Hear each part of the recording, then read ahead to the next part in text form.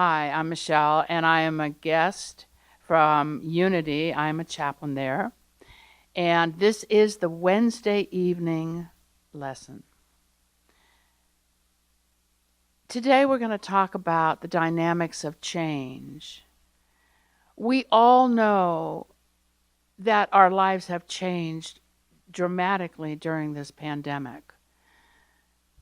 And what I find fascinating is it's everywhere in the world that people are changing because of this. I was thinking the other day about the magnitude of it. It's not just on my street. It's not just in my state.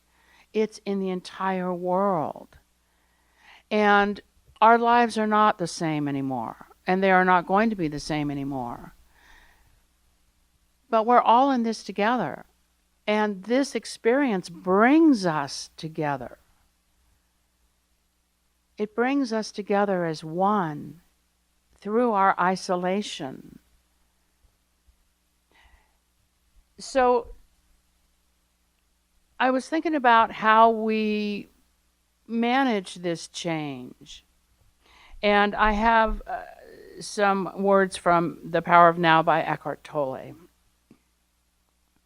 Finding the life underneath your life situation. Forget about your life situation for a while and pay attention to your life. What is the difference?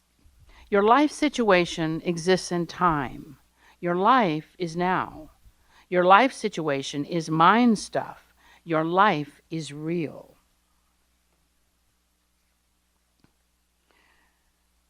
All it takes is a simple choice, a simple decision, no matter what happens.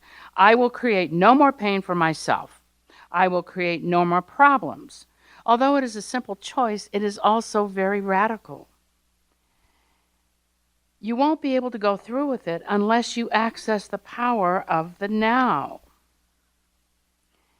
Is there joy, ease, and lightness in what I am doing? That's known as the now. If there is no joy, ease, or lightness in what you are doing, it does not necessarily mean you need to change what you are doing. It may be sufficient to change the how. How is always more important than what. See if you can give more attention to the doing rather than to the result that you want to achieve through it. Give your fullest attention to whatever the moment presents. This implies that you completely accept what is, because you cannot give your full attention to something and at the same time resist it. As soon as you honor the present moment, all unhappiness and struggle dissolve, and life begins to flow with joy and ease. When you act out of present moment awareness, whatever you do becomes imbued with the sense of quality, care, and love, even the most simple action. So do not be concerned with the fruit of your action, just give attention to the action itself. In the absence of psychological time, your sense of self is derived from being, not from your personal past. Therefore, the psychological need to become anything other than who you are already is no longer there. In the deeper dimension of being, you are complete and whole now. In the state of wholeness, would we still be able or willing to pursue external goals? Of course. Yet on a deeper level, you are already complete. And when you realize that, there is a playful, joyous energy behind what you do. When your deeper sense of self is derived from being, when you are free of being, neither your happiness nor your sense of self depends on the outcome. And so there is freedom from fear. You don't seek permanency where it cannot be found in the world of form, of gain and loss, birth and death. You don't demand that situations, conditions, places, or people make you happy, and then suffer when they don't live up to your expectation. Everything is honored. When this is your state of being, how can you not succeed? You have succeeded already.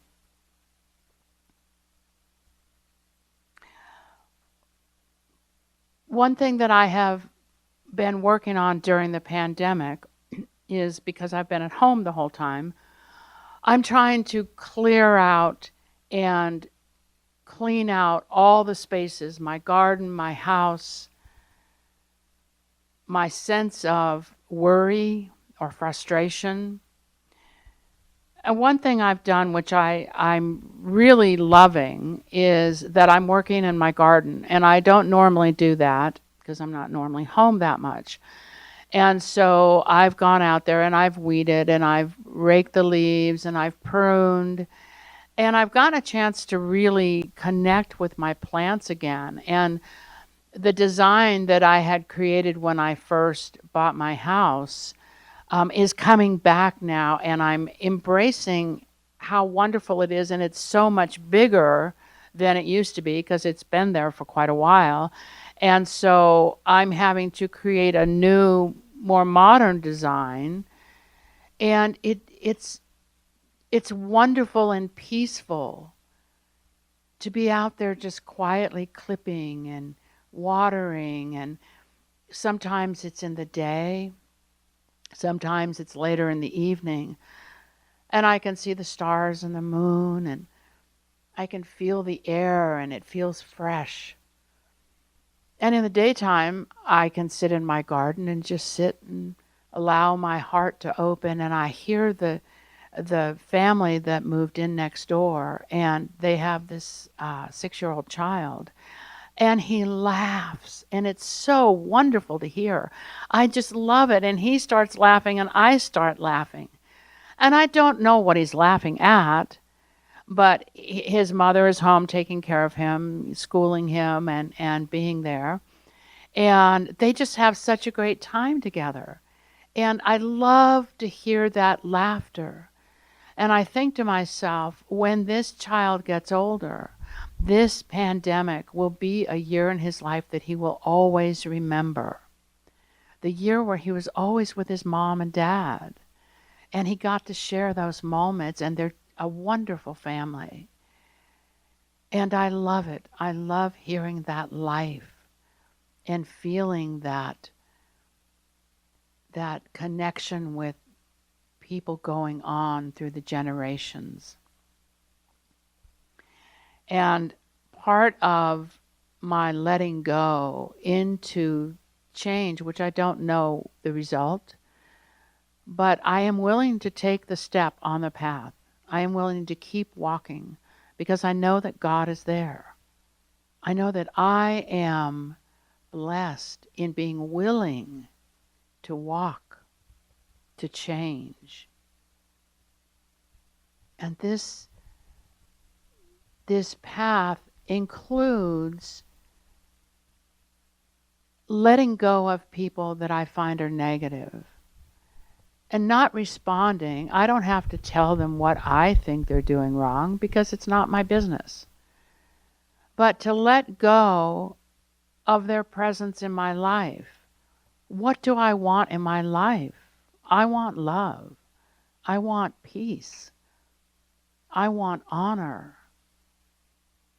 I want to be able to reach out to people and feel that connection. I think that the best thing we can do for each other is encourage each other. When we do something that the other person really enjoys or admires, tell them. It's like when you're a child and someone says, "Wow, that was great." You want to do more of it. And so what I pray for is all the people in my life that are negative are leaving. And I don't have to force it. I don't have to have a confrontation. And I don't have to, once they decide they're going to leave, I don't have to have that conversation so that I can say, well, I wanted you to leave. All I have to do is open myself out and up, and other people will come into my life that are more attuned to how I want to experience relationship. And it makes it easy. It doesn't make it a fight. It makes it easy. And that's what the pandemic has done. It's brought us all together, even in our isolation. What an amazing thing that is, that the whole world is experiencing something. And it is a challenge, but it's also a blessing. We know more about each other now than we ever did. And we are more empathetic to everyone. And we hold this world in our hearts. We open up our hearts and we say hello, and I bless you. And I stand strong, and I am flexible, and I am willing to change, because I know in my oneness with God that change is a blessing.